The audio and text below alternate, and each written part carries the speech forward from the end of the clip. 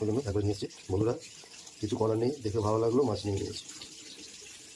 বেশ সুন্দর, মাথা আছে, তেলও আছে, তার সাথে একদম বড় বড় সেই রসগোল্লার মতন সাইজ পেটি। আহা, জমিয়ে খাওয়া হবে। হ্যালো বন্ধুরা, গুড মর্নিং, কেমন আছো সকলে?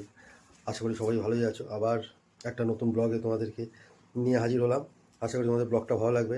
সকাল সকাল একটা হাফাতা সোয়েটার পরে নিয়েছি, নিচে গেঞ্জি, বিশাল ঠান্ডা। তো যাই হোক, সকালবেলা বাজারে গিয়ে একটা ফুলকপি দেখো কি সুন্দর পেয়েছি, কিন্তু বিশাল দাম। দেখো তোমার ফুলকপিটা, বুঝলি, পুরো একদম ঠাসা ফুলকপি। এই দেখো, টাটকা একদম। দাম কত? 40 টাকা, তাই না? কিন্তু খেতে তো হবেই, দারুণ লাগে খেতে ফুলকপি, বড় সাইজেরই আছে। আর তার মধ্যে এই তো সিজন খাবার, তারপরে তো খাওয়াও যাবে না, না ফুলকপি বাঁধাকপি এই টাইম খাবে। হ্যাঁ, তো সেই জন্য ফুলকপিটা নিয়ে আসলাম। আর দারুণ লাগে মাছের ঝোলের সাথে, এমনি ফুলকপি ভাজা খেতেও সকলেরই আশা করি প্রিয়। তো আর তার সাথে একটু শিম, বেগুন, আর বিশাল দাম বাজারে। যাই হোক, তো সেই সব মাথায় রেখে নিয়ে আসলাম, খেতে তো হবেই, ভালো লাগে খেতে। এই যে মাছের তেল রান্না হয়ে গেছে বন্ধুরা, দেখতে পাচ্ছ, একদম খাসা হয়েছে। দারুণ, একদম টাটকা না, ওই জন্য তেলটাও বেশ দারুণ বেরিয়েছে।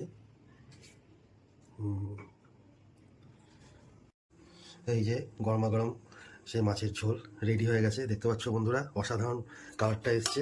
এবার সার্ভ করা হচ্ছে। ওয়াও, আহা, একদম বলতে পারো শিম আলু আর ফুলকপি, শিম আলু আর ধনে পাতা দিয়ে পাতলা ঝোল, অসাধারণ একটা মুহূর্ত। যে খাবে সেই একদম বুঝতে পারবে। তো সুতরাং সবাই বাড়িতে এই শীতের সময় একটা সুন্দর কাতলা মাছ নিয়ে আসো, আর এরকম ফুলকপি আর তোমার শিম আলু দিয়ে সঙ্গে ধনে পাতা দিয়ে একটা পাতলা ঝোল করে নাও, টেলটেলে পাতলা ঝোল, দারুণ লাগে। আমার তো হ্যাঁ বেশ ভালোই লাগে খেতে এরকম। কার কার ভালো লাগে অবশ্যই কমেন্ট করে জানিও। ফুলকপিগুলো সেরকমভাবে কাটা হয়েছে, দেখতে কি লাগছে বন্ধুরা।